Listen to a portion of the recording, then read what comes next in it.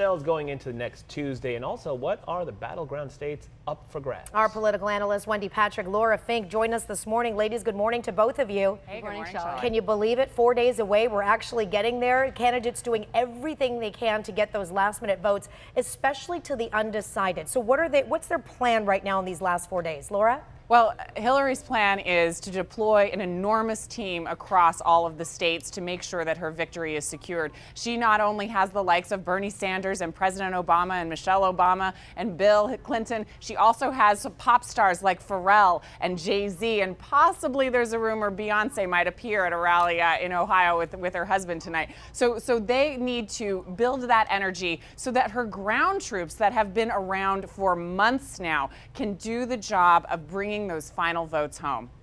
Wendy. I got to tell you, the last couple of weeks have been, I'll call it surrogate wars.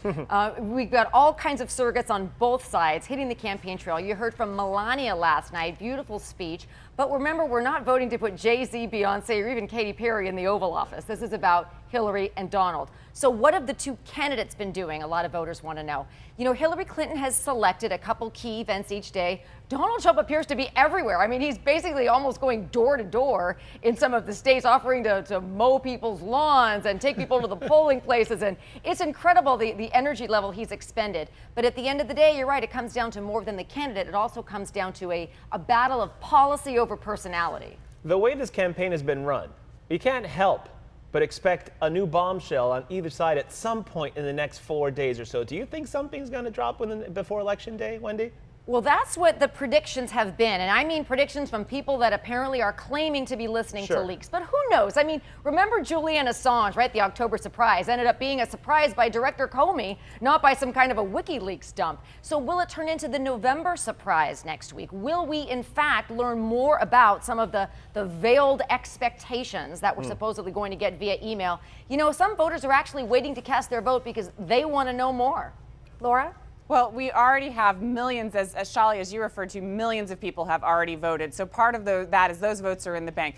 Are there additional October surprises? Well, there's a reason they're called surprises. We don't know that for sure. But we do hear news every day and new developments. Yesterday, for example, or late last night, I think it was, we saw that Newsweek had pinned down a story that showed conclusive proof that the Russians were on Donald Trump's side and we're releasing information to sort of coincide with his momentum. So that's huge news that may or may not move the needle, and we probably will see additional things moving forward. But how much of a difference will it make? Well, it depends. It depends on how narrow the race is. If Hillary maintains a lead, those last-minute surprises have less and less effect.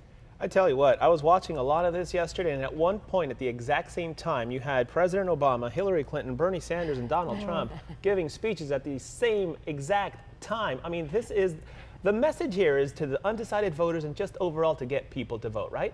Well, is anybody really still undecided? And that's really, I think people are. They are. The reason that answer must be yes, as crazy as that question used to sound in other campaigns, is because of the way the gap has been narrowing. Now, we wonder whether something is or isn't going to move the needle, but it has been moving the needle, so goes the argument, in the last couple of weeks. Once Donald Trump has turned down the volume and turned on the teleprompter, he seems to be doing a lot better. Now, if he could only stay in that lane his supporters wish he would, he may actually continue to garner some of, believe it or not, are still undecided voters. Right. Not to mention those that can change their vote. Remember, we talked about those states on Wednesday. So I appreciate that, and there are about 4% undecideds, but as the data shows from 2012 and earlier elections, those voters, while we think of them as being so unpredictable, half of them end up staying home, half of them end up voting what their original party is. So they're not as unpredictable as they may like to think that they are. So I think it's less about the undecided voters and more to your point and to Wendy's earlier point that it really is about turnout at this point. And I think that's where you really rely on your team. And that's where, Donald Trump's strategy has been big rallies. That's why he's working on overdrive and overtime. Hillary's strategy has been get those votes in the bank early. And some of that's starting to pay off. 70% of Florida voters will have voted by this weekend. 70%. That's a huge number. I wanted, before we let you go, talk about the battleground states of Florida, Arizona, South Carolina, Ohio. But I never thought I would say that Georgia is a battleground state. It's always red. And a poll I saw yesterday had I think Hillary was down 1 point in that state. Well, What does what's- that mean? Well, what's interesting about the battleground states, and let me even broaden it to states that have a lot of electoral votes up for grabs. Remember, you can't vote early in a lot of states, like Pennsylvania. You can't vote early. If you look at it that way, people would love to have cast their vote already, and of course, the Clinton camp is encouraging that they do so, but they're not. And as far as them casting a vote at all, you know, two of the big sins in the election season are ignorance and apathy. Who are you going to vote for? I don't know, and I don't care. And it is to those voters that both candidates are really But are making you surprised a push to that get in out Georgia to. it's that close?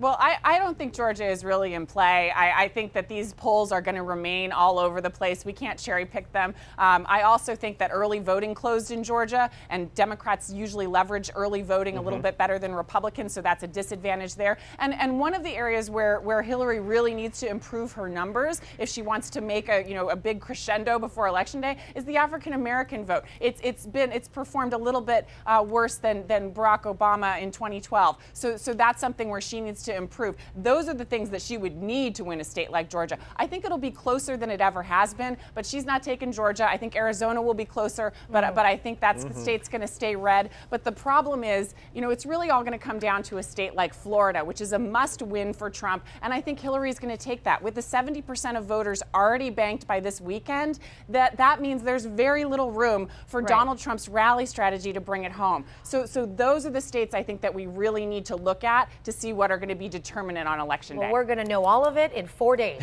Wendy, Laura, thank you for being here. Thanks, Charlie. Thanks, Raul. Thanks, Raul. And remember to stay